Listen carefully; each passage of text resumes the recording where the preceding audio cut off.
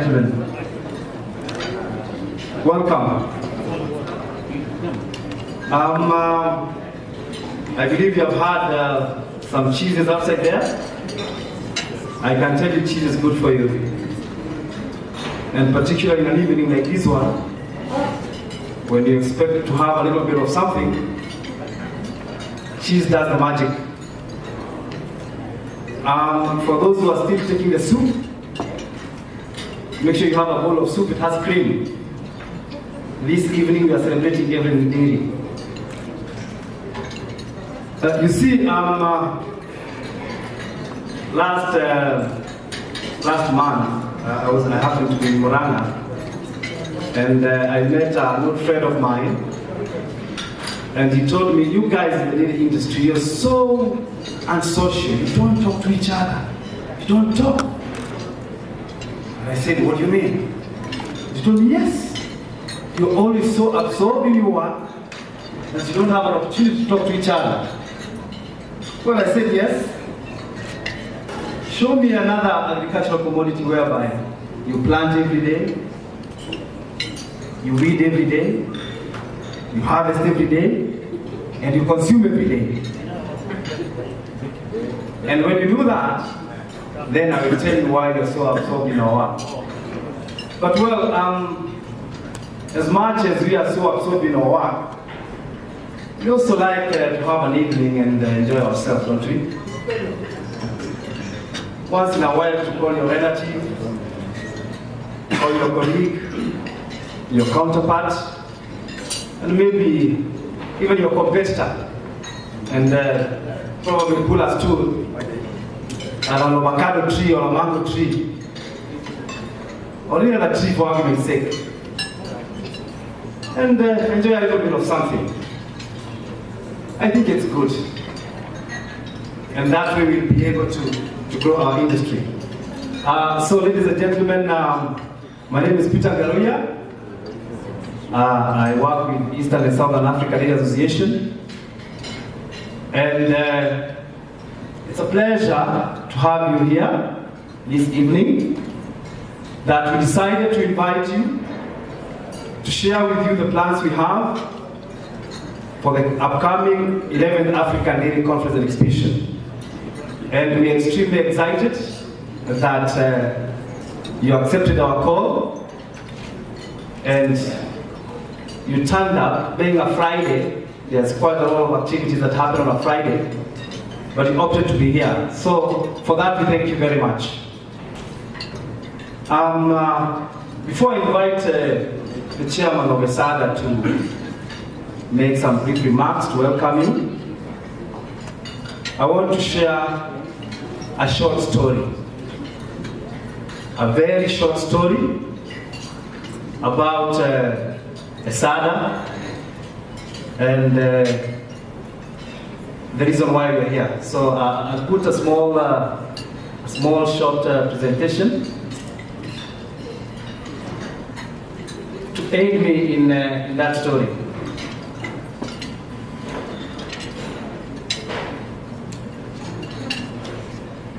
So the 11th Dairy Conference and Exhibition. And I've told you I'm going to give you a very short story.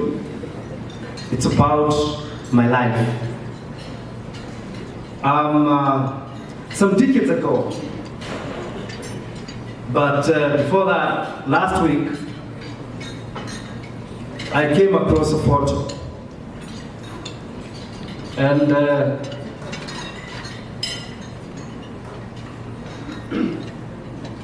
I came across that photo. An exciting photo. Some 3 days ago. And all my memories when I was growing up came back to me. Growing up, having my father's cow, I could identify myself in this.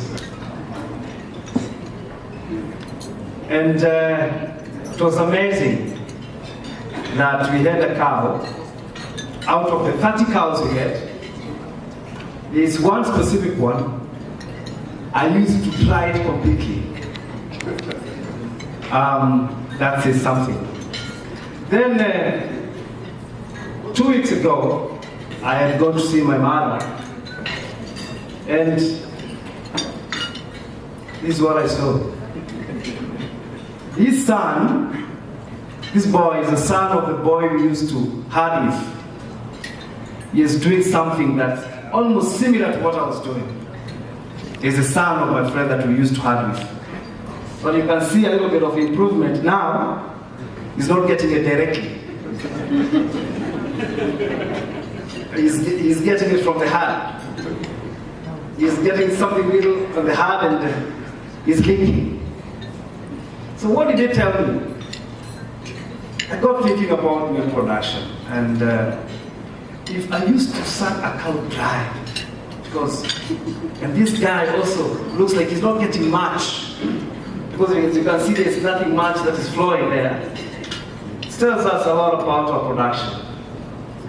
We need to do something about our production.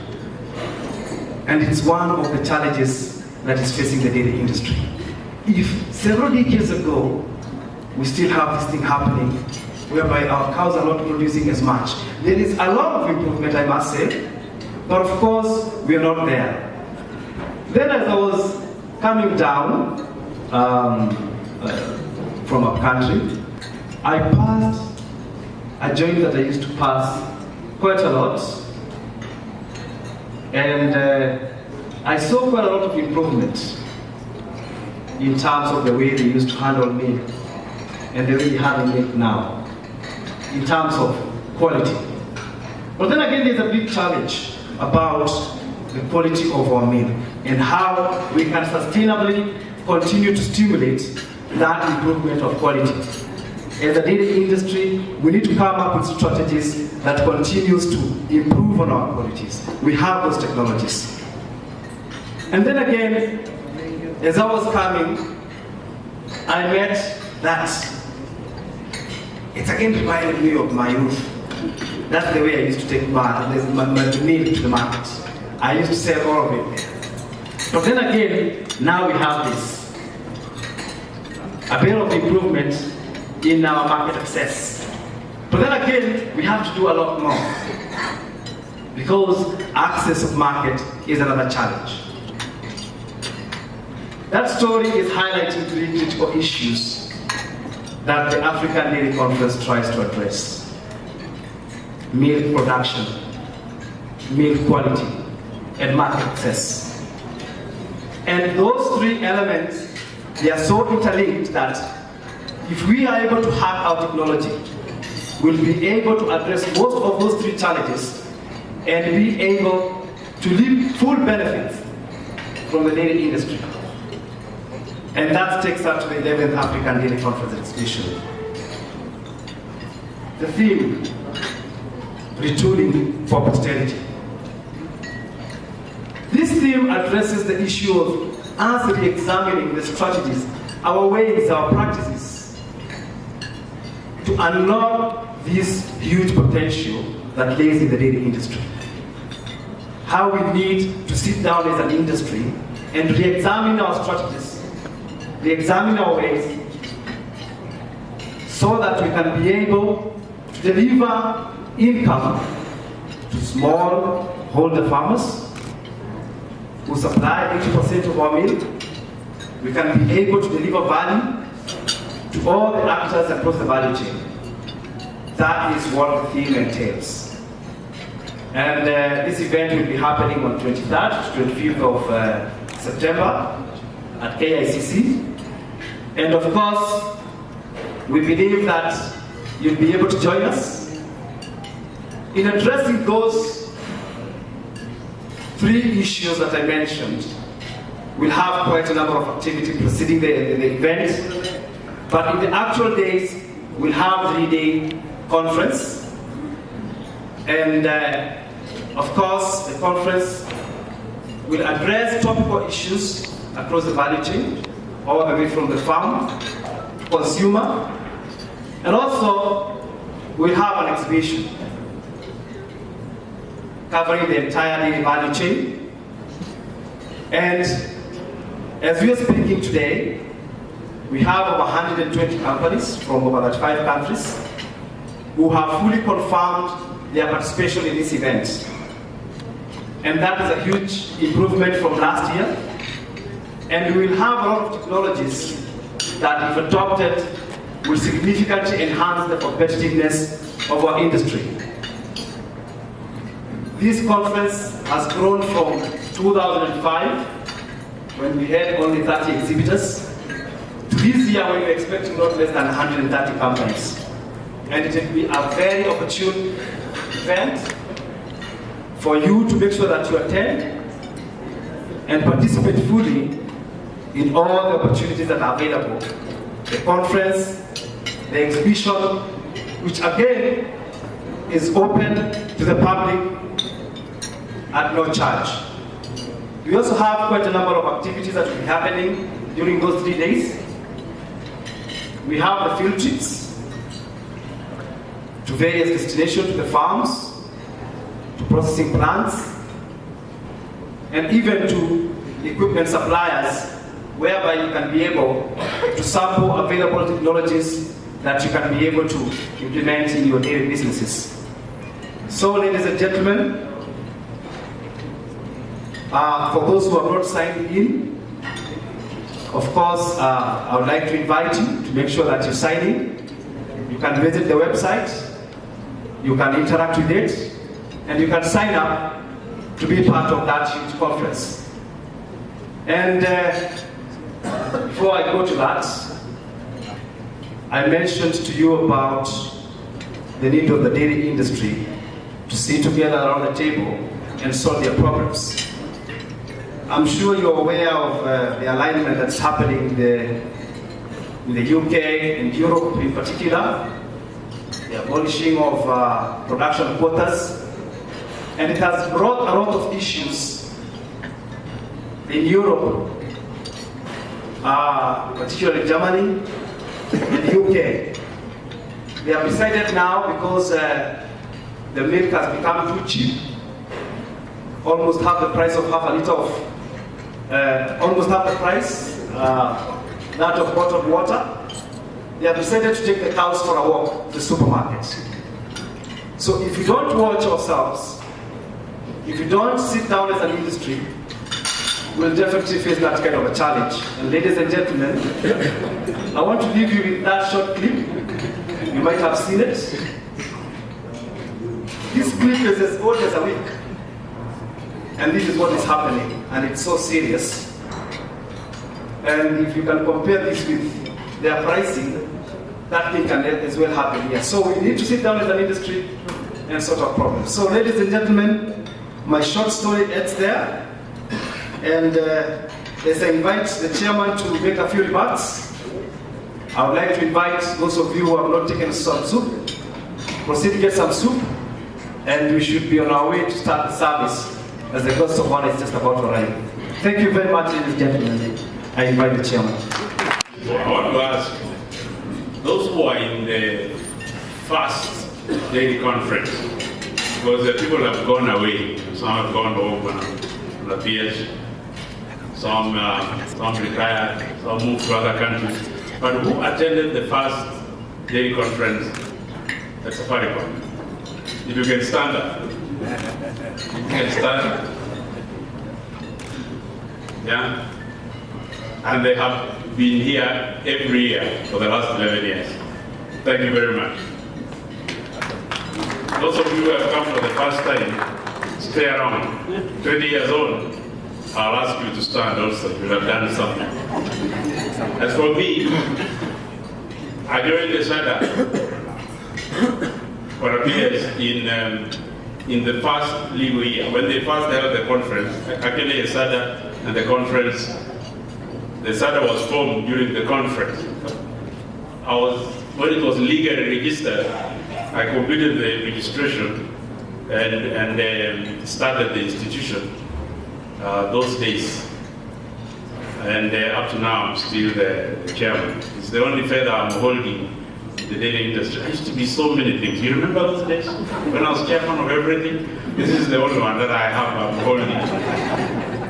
But in case you want to know, I am still very active in the agricultural sector, including dairy, operating from my retirement home in Kericho.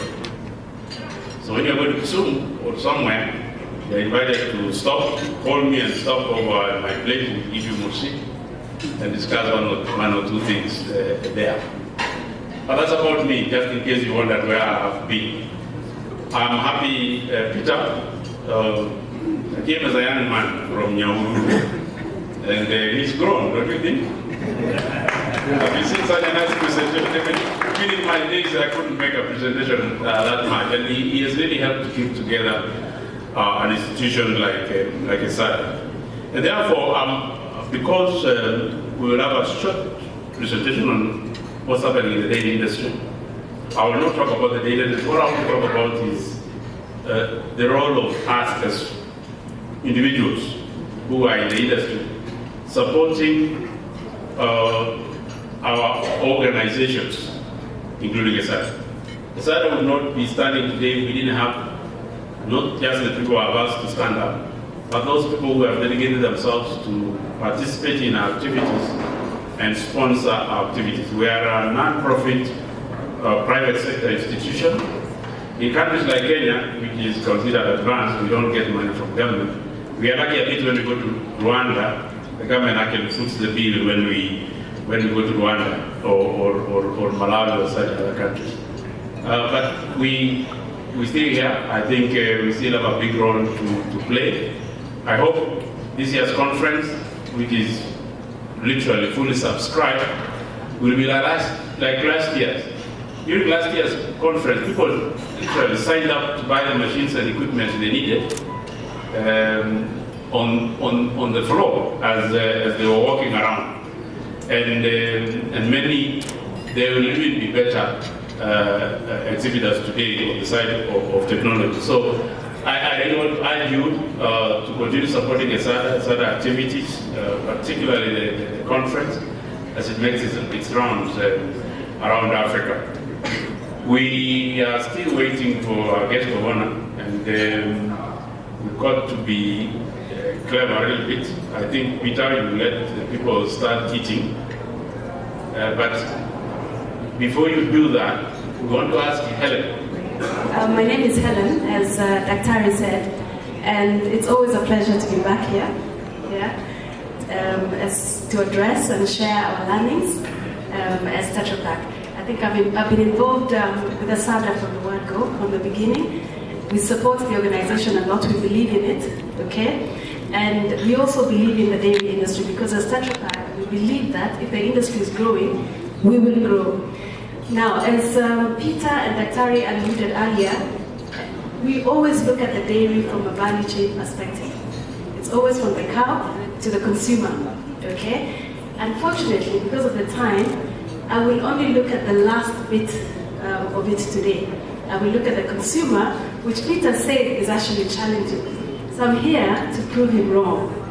That there is a market in this country that we barely scratch the surface as an industry, okay? And that we should not even be thinking of exports at this point in time, because always an industry has to be homegrown. It has to be developed from within before you even think about the export market. So I hope that this presentation will inspire you. That's really the essence. I'm also aware that my competitors are here today. I hope you're fine, whatever you are. And this presentation will also support you and support your business case as well, okay? So without further ado, I will take you just 5 minutes. I will subject you to a bit of pain to just let you know who we are as Tetra Pak. That's the price you pay for my being here tonight, okay? So as Tetra Pak, we're part of a company called Tetra Laval, okay? And Tetra Laval is a Swedish company. It's actually privately owned. It's a family business. So there's hope in family businesses going regional. And I think we've seen that today. Brookside is going Pan-African, okay? So this is also just a bit of a challenge to African companies that we now have to stop. So you will see throughout my presentation, I will not be referring to Kenya. I will be referring to the region. Because today, that's how we have to look at things from a market point of view. Okay, even though I say we barely scratch the surface in Kenya. So we have Tetra Laval has Delaval, Sidel, and Tetra Pak. Those are the two founders of the company. The Mzee on the left is Ruben Rousing. He actually founded Tetra Pak. And Gustav is actually the one who invented the milk separator. And the two of them came together and formed the company. And that's the technology that we have today within the organization. So at Tetra Pak, we're really into processing and packaging of food, okay? And then today, we're part of what we call the Greater Middle East, okay? And those are the markets that we cover. So today, the information we'll share, we're picking a lot from the region that we cover today because there's a lot of similarities. If you look at Pakistan, which is a very big milk-producing country and a big market as well, there's a lot of similarities between Pakistan and us. For one, they drink a lot of their milk in tea. They put it in tea. And that's what we do as well here in Kenya. Okay, and then you're here coming home to East Africa. We're actually going to be 60 years next year. Okay? I think we deserve a clap, don't you think? And Tetra Pak is really part of the industry, part and parcel of the history of dairy in Kenya. Okay, obviously some of you may have had some negative experiences in the past, but today the company is more forward-looking and we're growing, and we really believe that the future is actually in this region and in the rest of Africa. So these are the markets that we cover today out of Nairobi. Okay, so we have Kenya, Uganda, Tanzania, and Ethiopia, and we have structured our business accordingly. So we have dedicated resources and dedicated people looking after these markets. Okay. And then, of course, we also have a converting factory. So you don't need to import paper. We support the local industry, of course. Okay? And we've been here for 30 years. I'll not go into the details. And then now, this is where I start my presentation. And I want to start my presentation by looking at the big picture, because I truly believe we are a very conservative industry. And today, we're not interrogating the numbers or the data or the macroeconomic trends and indicators and how that impacts our business today. And I've just selected a few. These are the ones that we track today as Tetra Pak, and we look at it in terms of how does it impact the whole business, how does it impact our future growth, and how does it impact our investment as a company. Okay? So these are the macroeconomic indicators today that we believe is going to drive growth and consumption in the industry. Okay? So if you look at the first three, I think it's rather obvious. You hear about it in the media today. We know that the population is growing. Today, it's the the countries that I shared with you. We have about 300, that's the estimate, 300 million people. It's estimated this is going to grow to 400 million people. That's a very important figure to you as an industry. In terms of, this is a market, this is your future market. And the other thing, remember, 50% of these people are below the age of 15 years. Okay? So you're looking at consumers today, and you're looking at an opportunity to grow with these consumers tomorrow. Okay? So that's also a very important factor that you need to take into consideration. 70% is below the age of 30. This is today the answer that Africa is looking at. And if we don't take advantage of this in the next 10 to 20 years, then we will have lost our opportunity as a nation. Okay? Why is Europe declining today? We know they have an aging population. And when the population is aging, it comes with complexities. They don't take the whole milk the way we know it. It has to be with fortified, with omega, and so many other things. Okay? So these are really the things that we need to look at. And then, of course, a growing middle class. You can feel it today when you're out and about in Nairobi. When you go to a rural area, if you go today to your rural areas, you can see those small centers that used to be there, how they've grown, because there's money in the pockets of the consumers. Okay, so the middle class is growing. Now, you must remember it is the middle class that is the consuming class. These are the people who will consume your products. It is never the rich. Okay, it's always the middle class. Okay, that really sustains an economy. And then, if you look at the second row, so what I mean by the first three items is, of course, this presents an opportunity for packaged goods. It means as an industry we have to innovate. Okay? As an industry, we have to change the consumer habits. If we continue giving our children unprocessed milk, do you expect them to take processed milk tomorrow when they grow up? When they're mothers, when they have children? So things like school milk programs are very important for the industry. Or things like just focusing, having products that are targeting children are very important for the industry. Because what you're doing is you're instilling a habit of drinking milk. And today, most of us in this room that drink milk are beneficiaries of the Nyayo School Milk Program. And therefore, we do the same to our children because we know the benefits of milk, okay?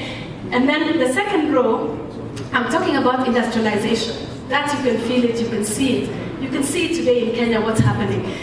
I'm talking about urbanization. More and more people, it's estimated in the next 10 years, 50% of the population will be living in the urban centers, okay? This is really critical because what does that mean?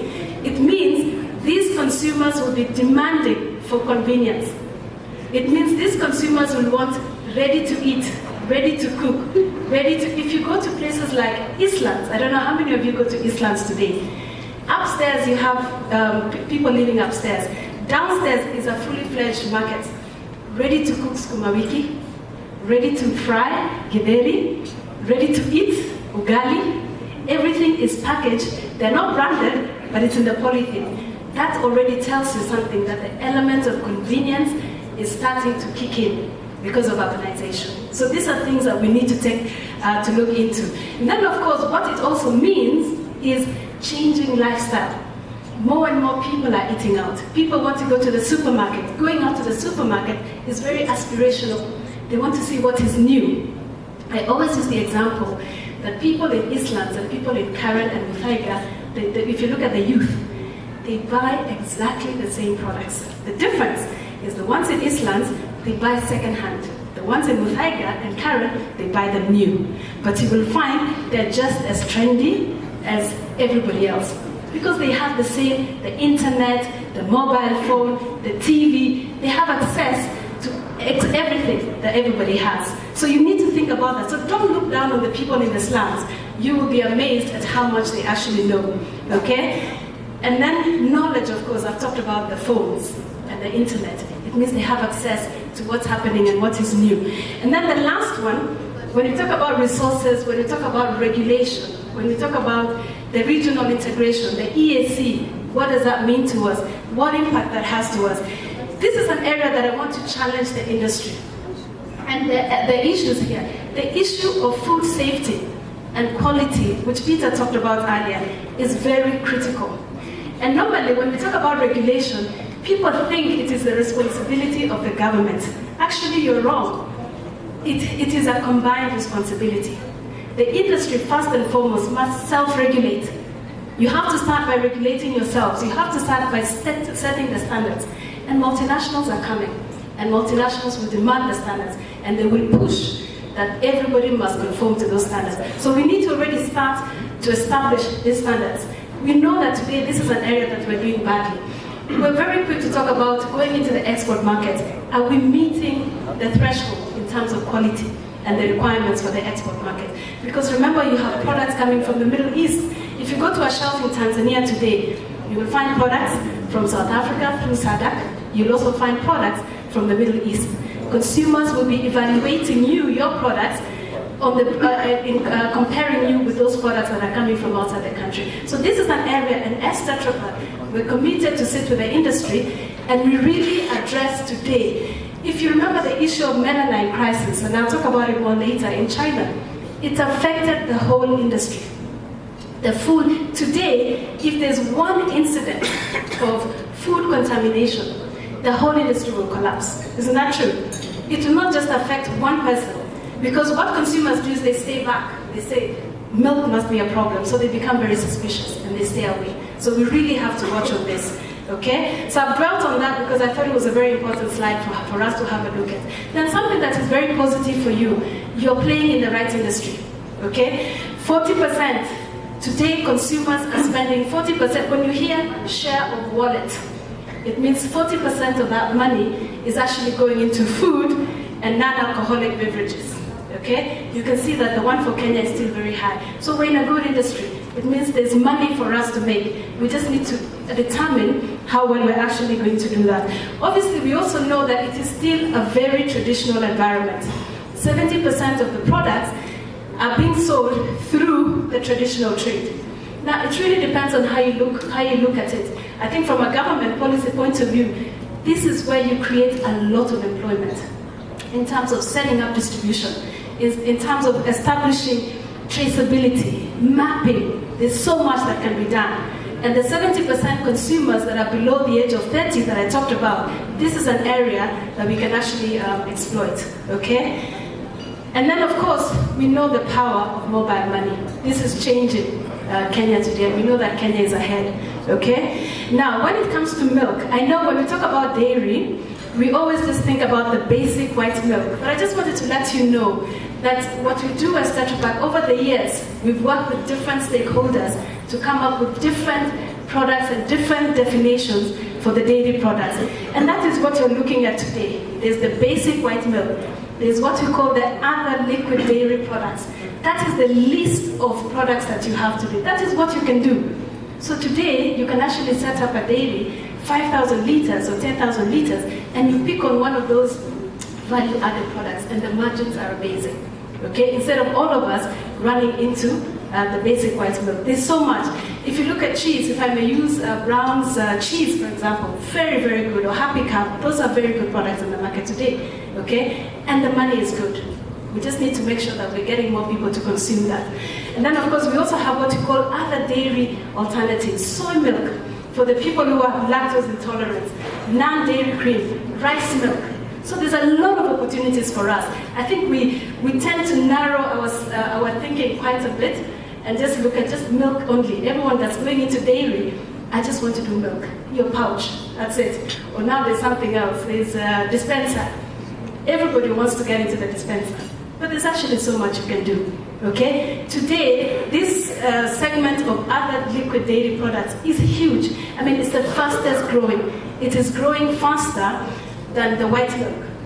And I can share the numbers with you later on, okay? Now, so in the region where we are, if you see this slide, you can see dairy is really big for us, okay? Of course, this includes Pakistan, so that's why you're looking at 39 million liters. But this is still, and I didn't compare notes with Peter, okay, but this is still today what you see in Kenya. And this is a picture that we actually took somewhere in central Kenya. This is the reality today. This is what we have in Kenya today.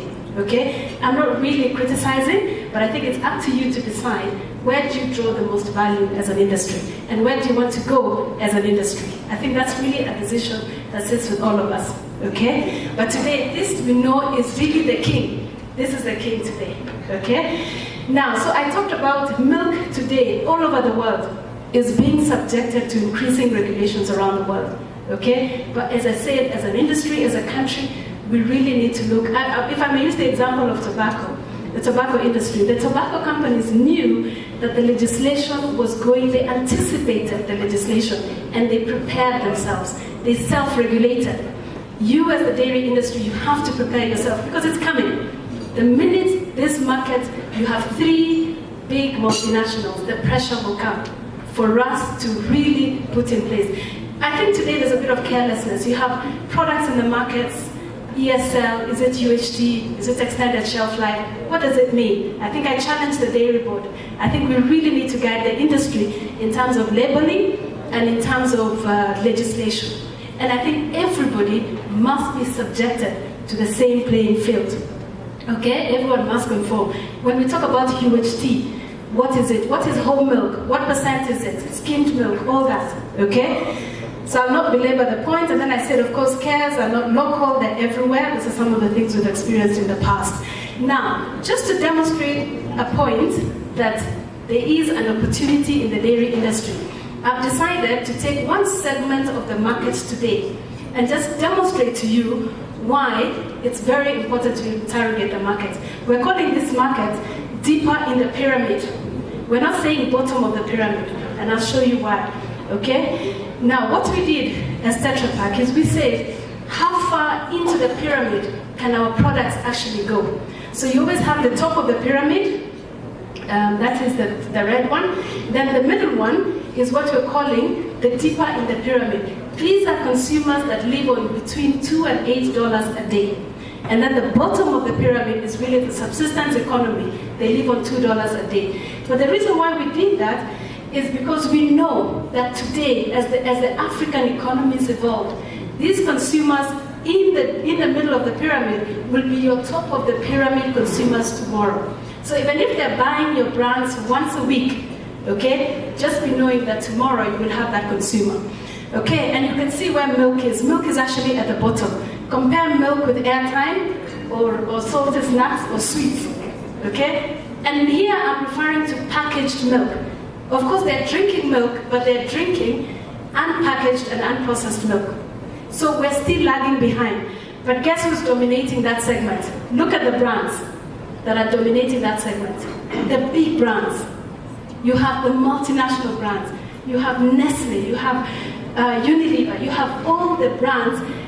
These are the people who live in the slums, and these are the brands they're buying. And one of the things we discovered, and I'll come to this later on, is that these people, they're so scared of getting sick, they cannot afford to be ill. Their biggest threat is illness, and therefore they buy trusted brands. That's why they buy these brands that you see here. So if you go to Kibera, if you go to these other places, even for toothpaste, you know what they do? They go with a brush, and then the toothpaste is dispensed from the tube onto the brush. They go home, brush their teeth, and it's Colgate, it's Aquafresh. So they know the brands, except they can't afford to buy the whole tube, so it's actually dispensed for them onto the brush. Okay, very, very interesting. So I think I talked about that already so that I don't spend so much time. So today, this is really what characterizes this segment of the market. We know that affordability is a key barrier. Inefficiency, it's an unsafe environment. Okay, security is a big threat for them. But we also know this is what these people aspire. This is their future. They're very optimistic. And if you go, I don't know how much time we spend in the slums, because now we do in our job, the energy, even the music, the beat, it's really amazing. These people are so passionate, very energetic, they work so hard, okay, because they're always looking forward to a better tomorrow. And then they place their hope in children. So if they see milk that is, and we tried this, we did an exercise with one of our customers, 200 ml milk sold in the slums, they bought. And when we asked them why they were buying, they said for the children. So they give priority to the children, okay? And then of course they have very high aspirations, as I've talked about. Okay, of course, inconsistency of income, okay, we know that. Daily availability of income, price is a key factor, and of course the low daily expenditure. And then of course, daily money availability defines their consumption, risk avoidance, daily shopping, food and beverage are the main expenditures, as I've told you earlier. So I'll just run through this just so that you can see why. And then of course, inefficiency of infrastructure. Water is a big problem to these people. They don't have water. So if you're going to sell to them something that is in a powder form, which water do you expect them to use, really? Sell for them something that is ready to drink, that is ready to use. I'm just saying these are areas, this is how we can innovate this segment of the market, by being very creative and understanding them and getting into their lifestyle, okay? And then of course, irregularity of energy. They rarely have electricity, that's why they tap into it, they steal, okay? And then of course, bathrooms and toilets is a problem. No differences between weekdays, and for them it's work 24/7, Monday to Sunday, okay? Mornings is typically the busiest day for them. And then their day starts very early, from 4 to 5 a.m., feed their family, and then they walk to industrial area.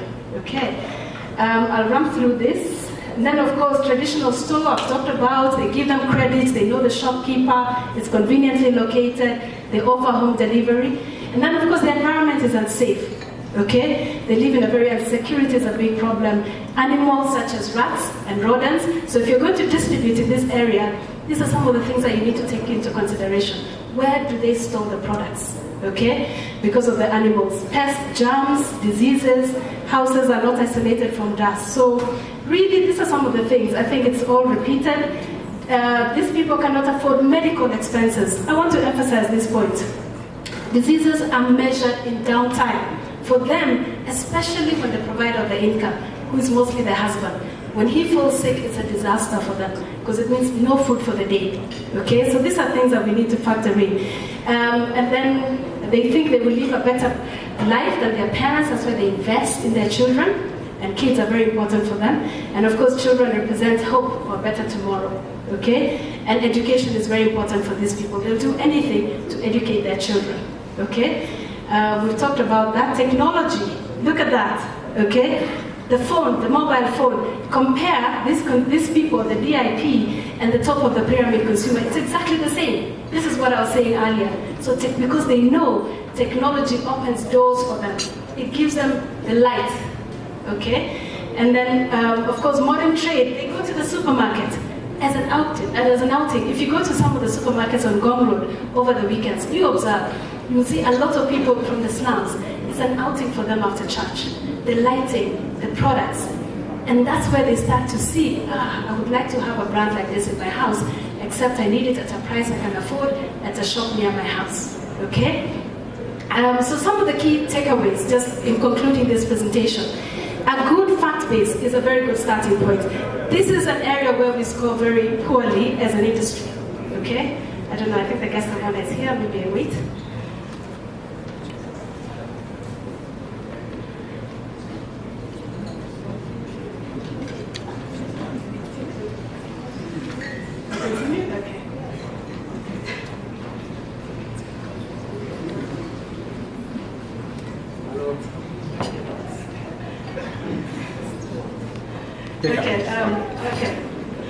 Buenos dias, we already started. We're actually at the end of the presentation. So key takeaways is a good fact base is a very good starting point. And I think I throw this challenge to all of us in the industry. We don't have the data. We need to have credible data because you need to know this is my base and this is where I want to go. So when we say, and I don't know whether Mr. Maina is here, when we say that we are producing 5 billion liters of milk annually, please tell us how many cows, what's the yield per cow? We need to have these statistics because all the investments will be based on this. And I think we're not doing very well as an industry. We need to know how many outlets out there, how many dukas and kiosks can potentially sell packaged milk and where are they? These are jobs that we need to give the youth. These are jobs. We just need to give them mobile technology. They go out there, do the mapping, and they sell the data. So there's a lot of opportunities in the industry. Then, of course, we need to have a long-term approach. We must document everything that we're doing in the industry, okay? All the things that we're doing. Of course, it has to be, as I said, it has to be a value chain approach, okay? We may have too much milk and there's no market, or we may have the market but there's no milk. So how do we actually have an integrated approach for the industry? Building the brands is so important. You cannot commoditize the industry. You have to develop your brands, okay? You must have your brands and you build your brands. And then partnerships. Obviously, we cannot work in isolation. We have to work together to address the industry issues. Partnerships, I mean, global knowledge is adaptable, like I've told you, but at the end of the day, we need to have the local knowledge. We need to understand the consumers locally. I just want to share with you, just as a parting shot, some of the products that have been done around the world. This is a product from Nigeria. I think most of us have grown up with, the powder custard. The custard in powder form. We buy it, we take it home, put milk, we mix it, and we add it on cake or banana. It's nice, isn't it? What a customer has done in Nigeria is they've actually packaged this. And the kids, it's gone a step further. It's playing a different role. It's a snack.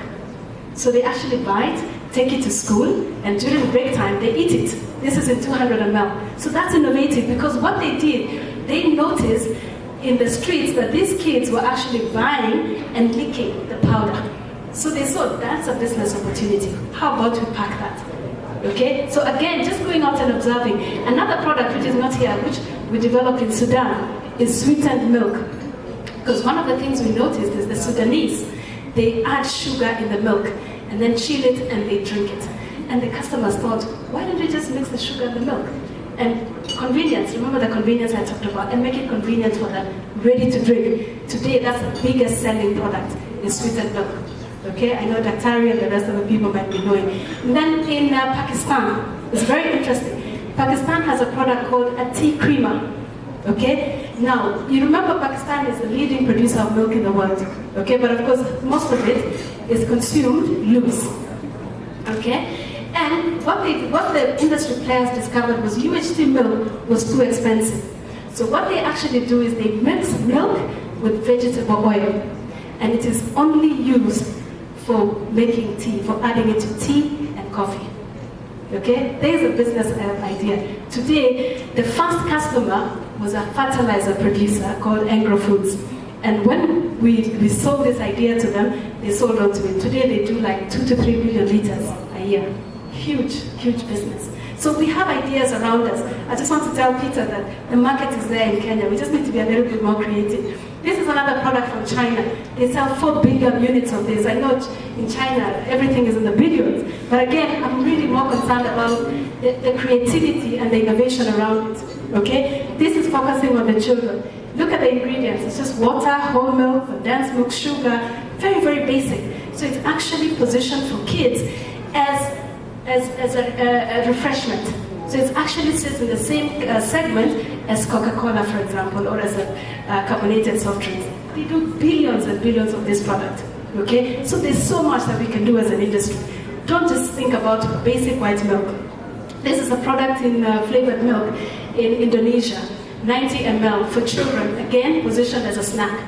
Okay? Very, very good product. Now, just focus on the first part. In Egypt, cheese. You know, a lot of the consumers in the Greater Middle East, they eat milk instead of drinking, so they eat cheese a lot. And now we're packaging these products in 65 ml, 70 ml, 50 ml, and they eat it, feta cheese. You know, where's Browns and Happy Cow? Feta cheese, soft cheese. You apply it, and we can actually create that consumption here. We can actually make the consumers, we just need to educate them, and they'll be able to do that, okay? So, at the end of the day, I just want to tell you as an industry, people just want to know how fast you can run. Don't make any more excuses. The opportunities are there in this country, and the market is there. I think we need to challenge each other more, and we need to establish, as I say, set the rules, standards, and quality standards, okay? So thank you very much. I think that's the end of it. When we want to deliver a message, like the message that has been delivered by Helen, we look for the best among us to deliver the message. Instead of writing it in the chairman's speech, and then the chairman mixes it up and messes it up. So I'm left out. My job is just to call clever people to come and speak. So normally, before budget is read, when the treasury is doing consultations, we normally hire tax experts to look at proposals that are going to be in the budget as far as taxation is concerned. That is normally the local dairy industry, the Kenya Dairy Producers Association. And because the budget has already been read, somebody has asked how it affects the dairy industry. And because you don't sit in cabinet, but you do sit, you can hear some of the things of how it affects us, and if we need interventions, you can intervene for us. Want to see us? We have an expert from KPMG. Where I want to welcome you. Come, another smart young man. Come. Your presentation is being prepared. Is it ready? Yeah, that's about the only presentation we'll make. Then we will get our guest of honor to speak, and then after that we'll eat and drink milk. You took the wine before. This is the time for milk. Yeah, the minister couldn't come early. You're having wine there. Now he's come for milk, and we're in business. Come. Oh. They didn't tell me his name, so I'm asking you his name. And this young man is called Robert, and he's pretty smart. He's going to tell us about taxation. Welcome.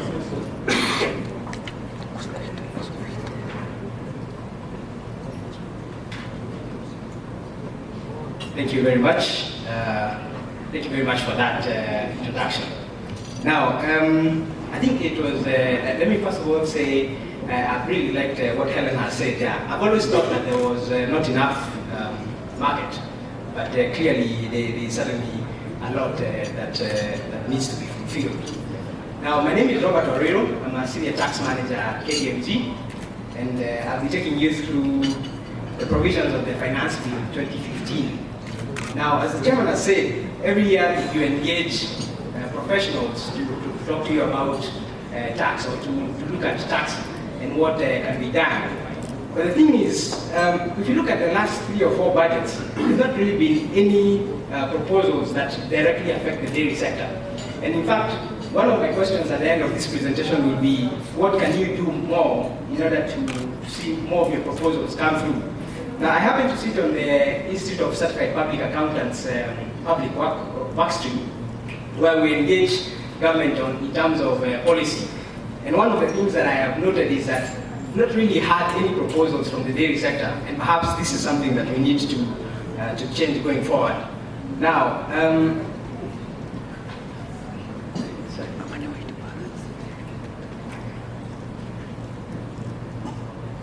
Mr. Garea talked about cows in the supermarket in the UK. And in fact, one of the things that I also noted is that there was some protests where farmers were blockading roads.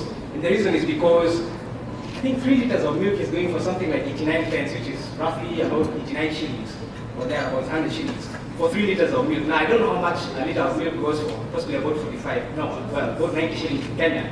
But clearly you can see where the problems are there. And in fact, I also saw this farmer who was asked, he won the lottery and he was asked, so what are you going to, congratulations for having won the lottery, what are you going to do? And he says, I'm going to continue farming until the money runs out. So I'm not sure whether there is a lot of money in farming, but these are some of the things that you come across. Now, in terms of the presentation, it's going to be very quick because, like I've said, over the last 3 or so years, we've not seen any real tax proposals that affect you as a sector. But perhaps some of your other investment areas might be affected, and that's what we'll look at. But before I do that, just some of the clients who we deal with from a dairy sector perspective, and in particular, there is that one there, Sasini. One of the things I've noticed is that they have a very ambitious project around the dairy sector, and some of you might be aware of that. Now, what we're seeing with this Sasini project is that it's going to transform the dairy sector, and I'm also aware some of the projects, some people from Israel, I think, they're running a similar project. And I think it will definitely be something worth looking out for, and particularly engaging government to see how government can support you as a sector. Now, in terms of the various proposals, like I said, dairy sector, no proposals. But some of the things that I think that might affect you include the capital gains tax. And the thing about it is that if you sold land which was more than less than 100 acres, then you need not pay capital gains tax. But now that threshold has been reduced to 50 acres. And now what they're saying is, if you do sell land, and particularly because of this restructuring, and we're also talking about the minimum acreage holding, you can see how this is obtaining. Now, if you sell land which is more than 50 acres, you have to pay capital gains tax. And the reason why, I guess, is to increase the revenue that goes to the exchequer. But an interesting one that I found, which maybe afflicts all of us as Kenyans, is this thing of fighting over succession. And perhaps we all need to start writing our wills. But the thing is, if you do fight over some of these issues, then you don't get to transfer your land within those 2 years. You have to pay capital gains tax, which I thought was a good one. But those proposals are effective next year. Then in terms of tax losses, which is perhaps where we start seeing some impact for you as a dairy sector. When you talk about tax losses carry forward, you may be aware that the tax losses were up to 5 years. You could only carry forward your tax losses up to 5 years. But now there was a proposal in this year's budget that your tax losses can actually be carried forward to 10 years. Now that's a brilliant proposal, and I for one actually support it, because the pain of going through the extension of these tax losses it's a serious headache. But now, when you look at the proposed amendments, and this is something that we've actually engaged Treasury on, that amendment, despite it being so good and so well-intentioned, is actually not captured in the law. And in fact, the amendment talks about amending section 15.5, yet section 15.4 is the one which provides for this tax carry forward losses. So I'm really waiting for this Finance Act, once it's promulgated by Parliament, to see whether some of these things have been affected, so that we actually give intent to what was proposed, those tax carry-forward losses. That's a good one. Now, but the question then still lingers: what happens to the tax losses that arose in 2014, 2015, or expired in 2014, 2015? Because this amendment comes into force on 1st January 2016. There's a lacuna there, there's a gap there, and we need some guidance in terms of what do we do about those tax losses that have expired to date. Now, another one which might affect you as a dairy sector perhaps is that previously we used to have investment deduction allowances. In other words, if you had an investment, and we've just heard about value addition and all these kind of things, if you have an investment which costs you about 200 million shillings, then you are allowed to take 150%. It was actually a very good way of incentivizing people to invest, particularly outside Nairobi, Mombasa, and Kisumu. But Kenya Revenue Authority, they will tell you that the R stands for revenue, not for refund. So what they have decided is that they are going to streamline all those allowances so that now your tax allowance will only be 100% of exactly what you spend. And for a long time, this has been in the cards, but we've now seen it coming through in this year's finance bill. Now, this is where I guess you and I, or perhaps not you and I, but certainly most of you, will come in. And this is the residential income. Now, you see, I know most of you are farmers here, and perhaps you want to augment your income. So you've got rental income. And for the longest time, people believed that there was no tax on rental income. But actually, since 1974, when we had the East Africa Income Tax Act, rent has always been subject to tax. The only thing is people don't pay it.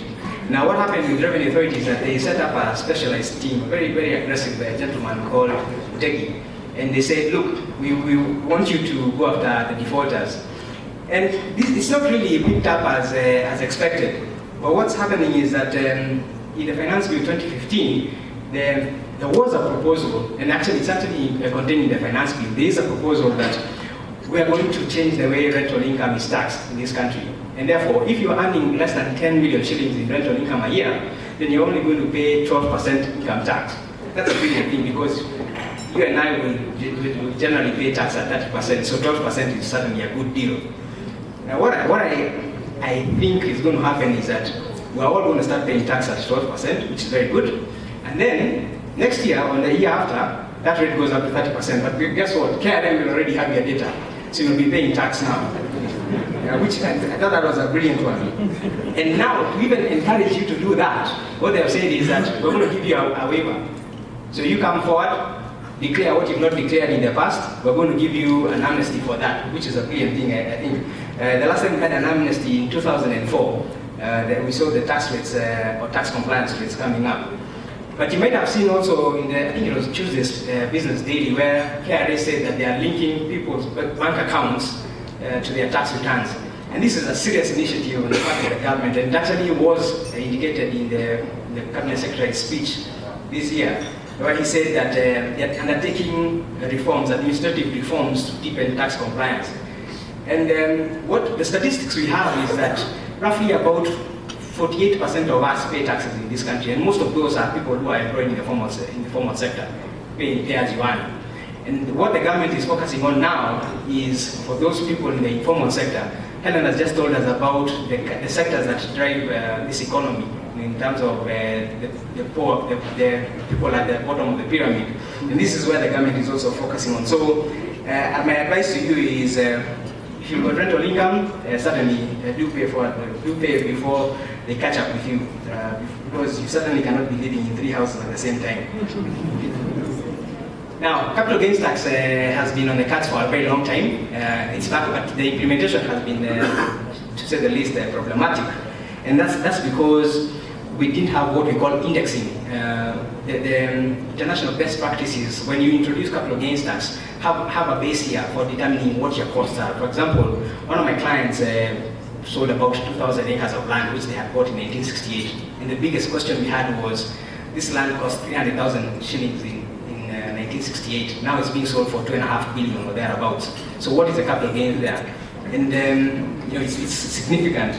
So that has really presented a problem. And what the government is saying is, look, particularly for shares, we want this to be a lot easier. And what we're going to do is that instead of asking you to tell us how many shares you bought and sold and what the profit is, you pay us 0.3% transaction tax, 0.3% of your transactional value, which is a brilliant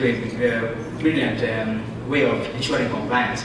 But my question as a tax advisor is, fine, I'm paying capital gains tax. Now what happens if I don't make a gain? You're still going to tax me on the 0.3% transaction value.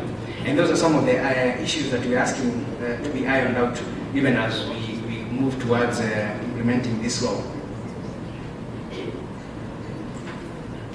Now one maybe which might affect you as well is this one for rebates. And you know what the minister said, what the cabinet secretary said is, look, if you employ graduates, about 6 to 12 graduates, 10 graduates for 6 to 12 months, then we're going to give you a rebate. Now we don't know what kind of rebates these are. We are waiting for the guidelines to be issued. At least I've not seen the guidelines. But I think that's something that will encourage most of the young people to go into farming, which has been shunned. Then an interesting one here, which was, you might know that companies do get a rebate in terms of their corporation tax, especially where you list. Like for example, if you recall when Kenya Re listed, the reason why they actually listed 40% on the stock market is so that they can get advantage of the reduced tax rate of 20% as opposed to the current 30%.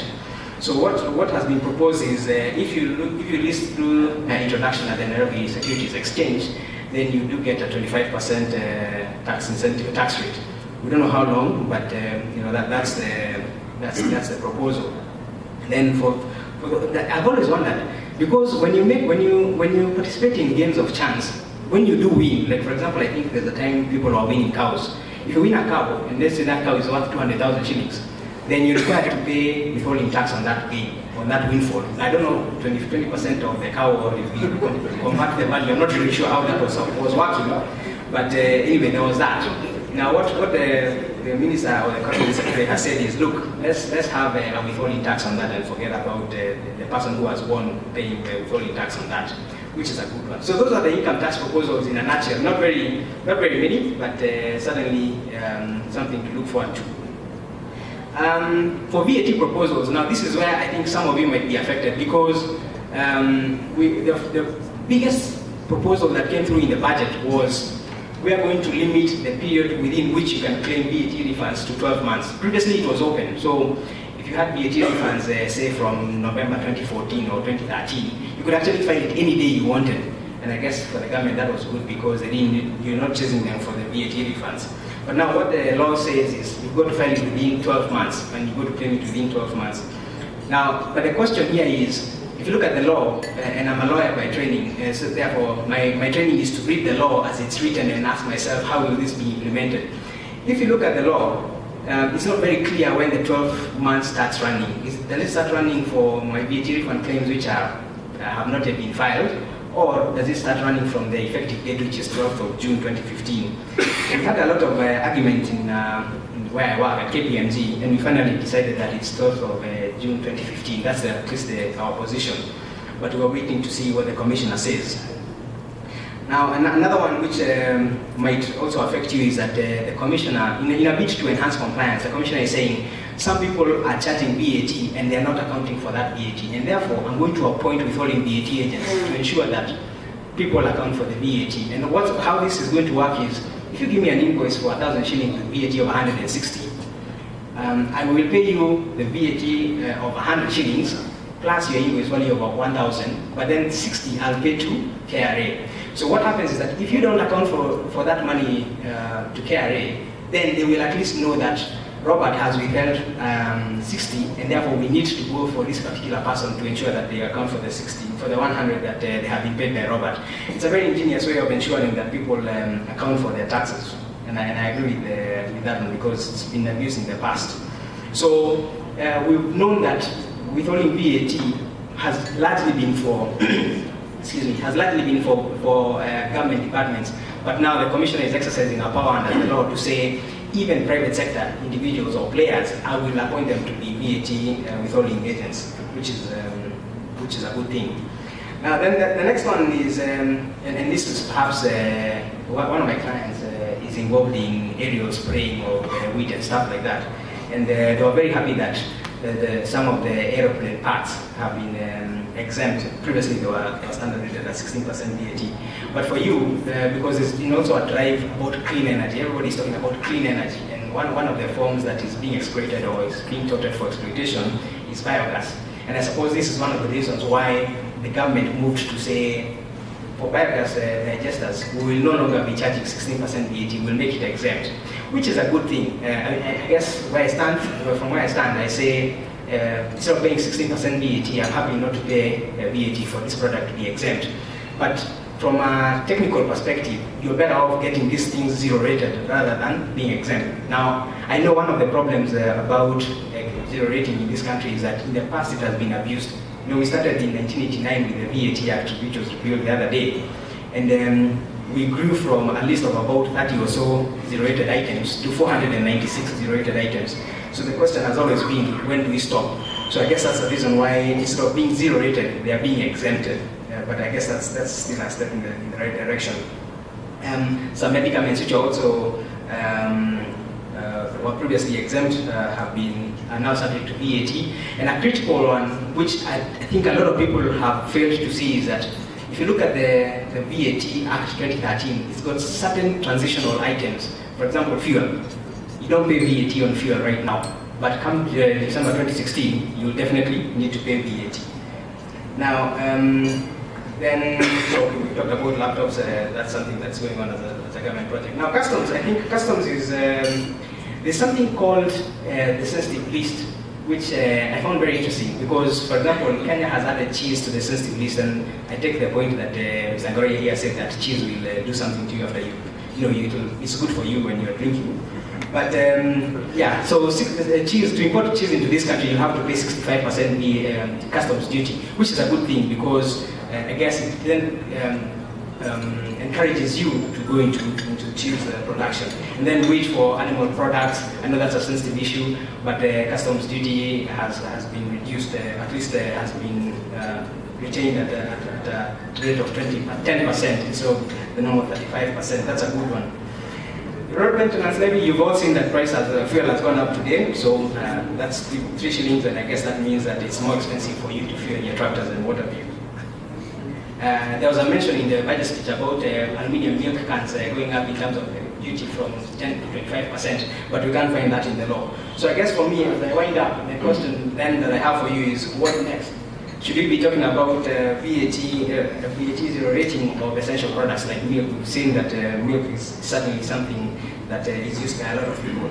Should we be talking about zero rating of farm feeds, for example, instead of the current 16% VAT, biogas digesters instead of exempting them? For a lot of you, I'm not sure whether we are exploiting the provisions in the Income Tax Act that allow you to take deductions of research and development expenditure.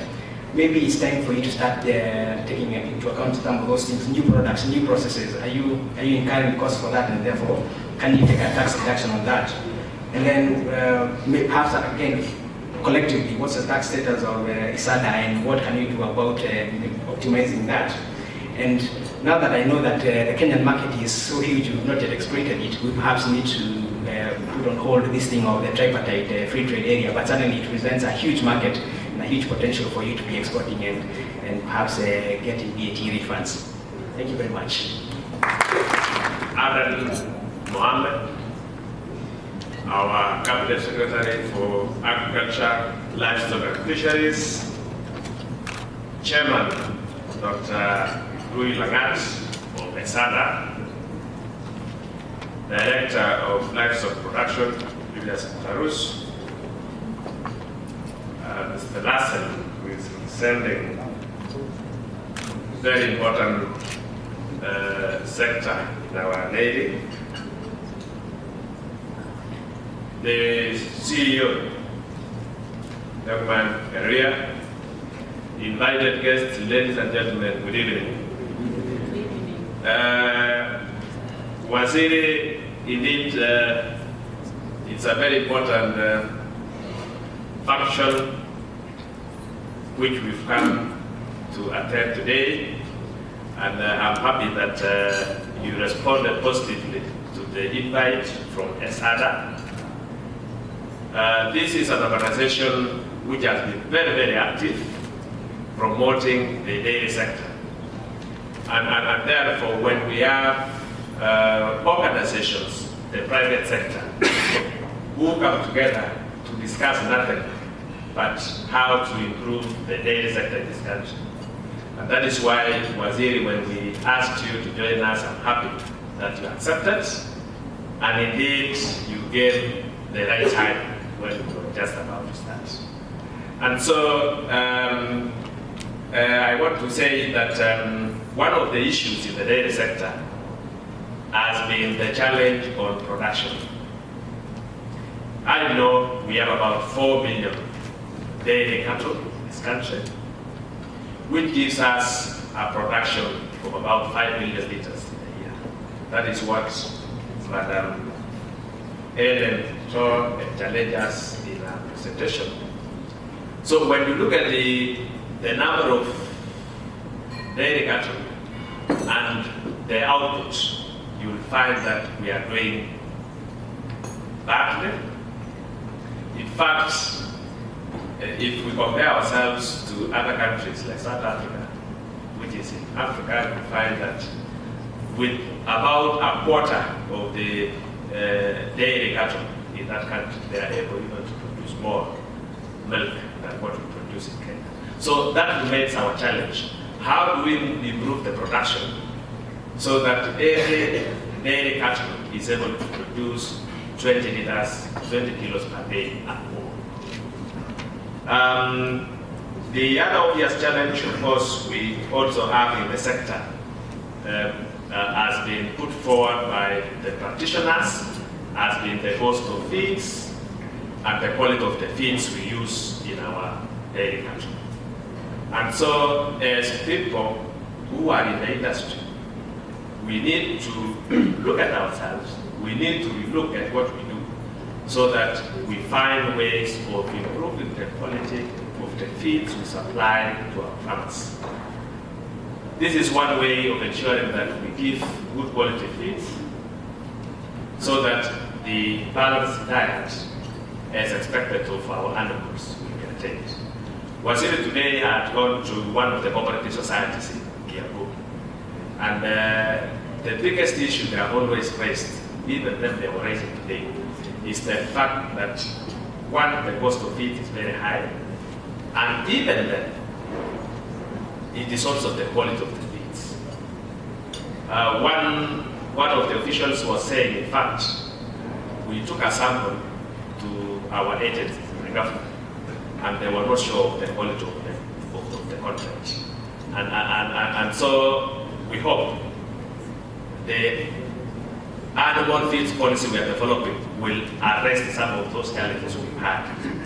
Currently in the ministry we are developing animal feed policy, so that we look at what we will expect from the people who are participating, who are producing animal feed in the country.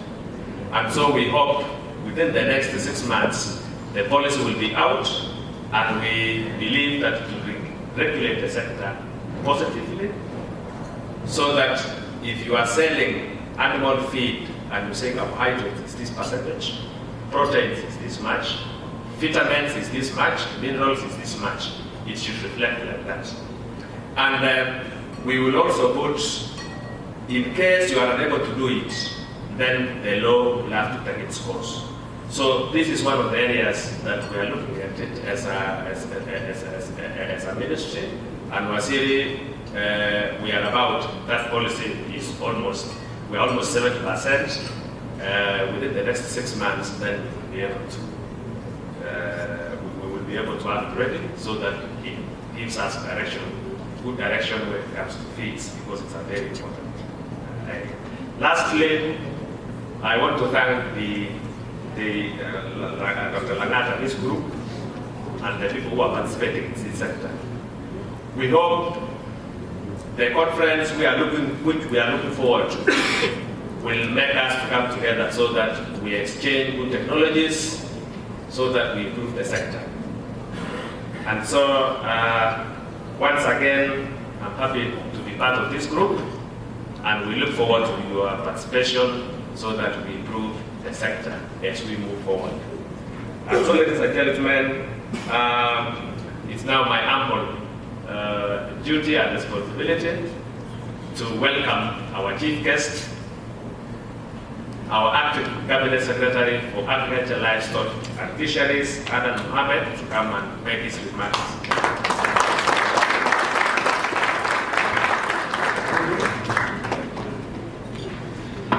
Thank you very much, Professor.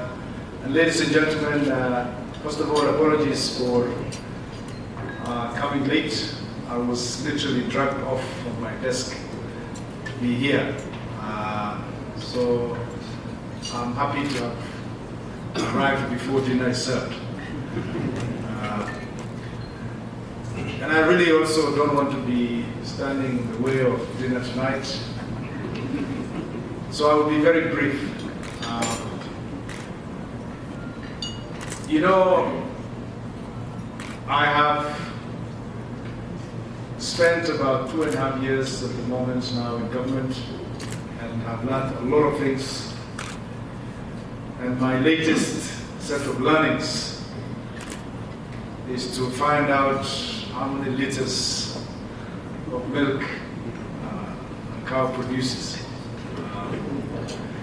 And the latest statistics that I'm told is we have a lot more cows than South Africa, but we produce probably a fraction of what they do. And that is just a demonstration of many things that we undergo in our country, where productivity still remains a major issue. Today, I was spending a lot of my time with the media discussing the famous sugar imports from Uganda. As you can imagine, it's a very hot topic. And just before I left the office, I got an SMS from an anonymous person. And it says, don't comment on something you don't understand.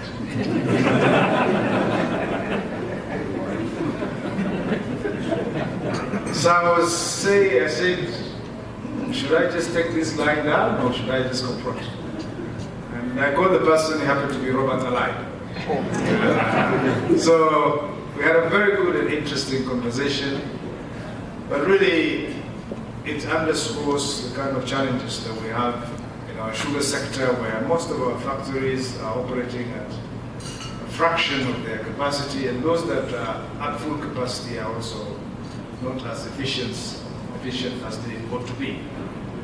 And so, if you look across our agricultural sector, there are a significant number of gaps, but also huge opportunities. And coming back to the livestock, and in particular the dairy sector, it's one that really is an area where we have, as a country, some significant competitive advantage compared to many African countries.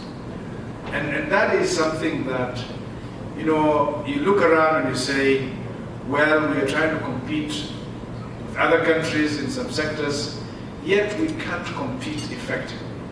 So if you look at heavy industries, for example, where the significant cost component is normally electricity and power, given the cost of our electricity, we can't compete effectively.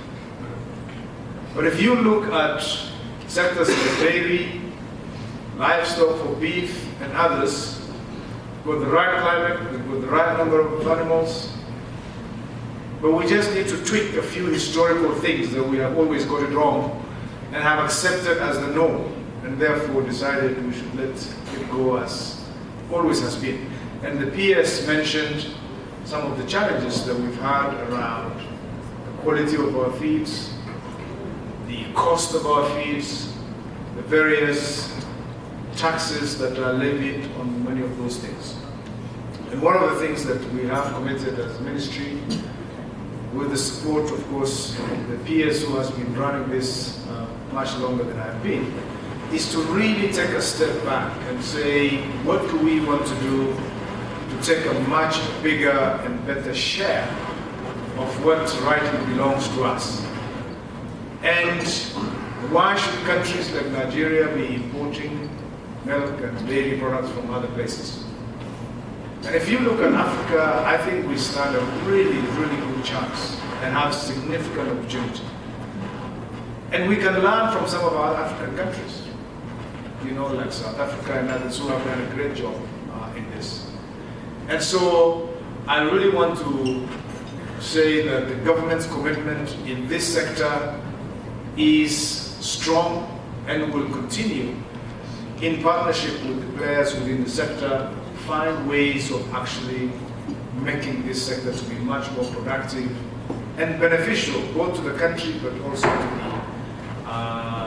to the private sector players who have invested for a very long time. I would like to say that whether it's new technologies in terms of breeding or pushing our colleagues who are responsible for taxes and others to reduce the cost through tax incentives, we will do whatever is required to make sure that we are all pulling in the same direction and take advantage of the natural benefits that we already enjoy. And so I would like to save my speech for the main event in September. Therefore, don't want to say anything more. Just want to say how pleased I am to be amongst these wonderful people. And shortly after I was asked to be the acting minister responsible for this sector, I committed to buy 2 dairy cattle.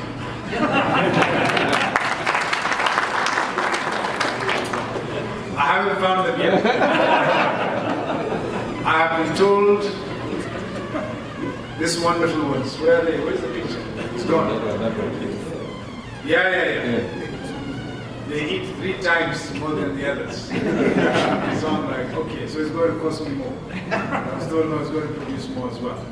But on a serious note, that is a commitment, and I'm looking for some very answers. So I'll talk to the chairman shortly after this. So ladies and gentlemen, enjoy your dinner, and it's now my pleasure to open this forum, which is the preparation for a much bigger event in September. Thank you very much. Thank you.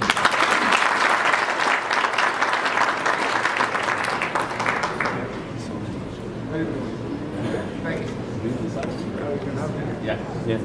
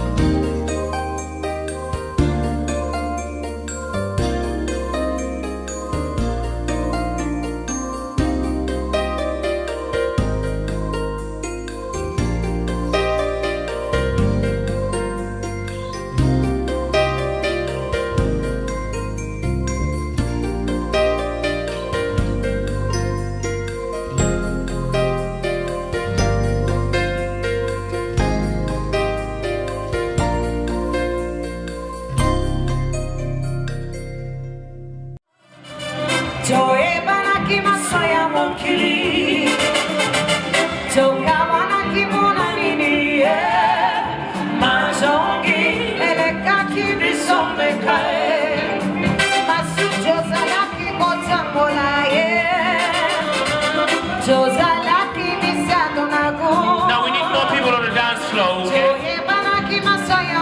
Everybody can have fun. We're here for only one person dancing, alright?